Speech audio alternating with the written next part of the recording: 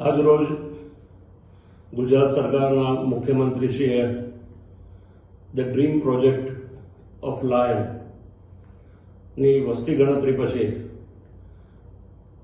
આજે જે ડિક્લેરેશન કર્યું છે એ 891 લાયનની પોપ્યુલેશન બહાર આવી છે.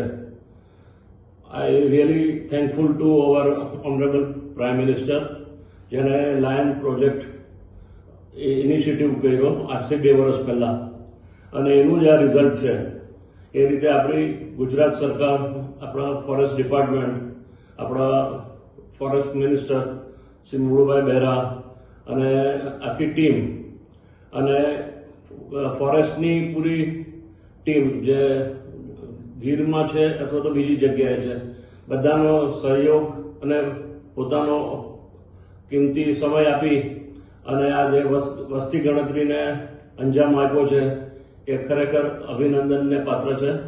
અને સિંહ, પહેલા આપણે જોયેલું હતું કે પહેલા સાસણગીર એટલે સિંહ, પછી આપણે લાગતા હતા કે મેંદેડા છે, પછી આપણને લાગતું હતું કે વિસાવદર જ છે, પણ હવે જ્યારે ખબર પડી તો હું પોતે પણ બધી જગ્યાએ જઈ આવ્યો.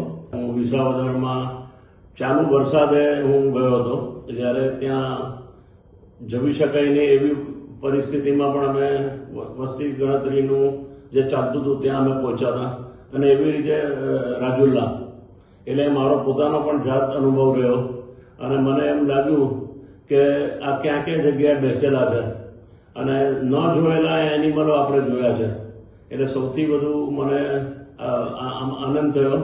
જંગલમાં સિંહ રહે છે એવું નથી, એ દરિયાઈ વિસ્તાર પણ એને કેપ્ચર કર્યો છે. એટલે આપણા માટે બહુ ગૌરવની વાત છે.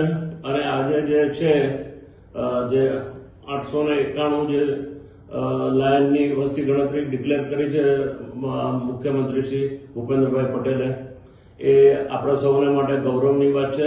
એટલે આ માટે હું આપણા વડાપ્રધાનને ફરી અભિનંદન આપું છું.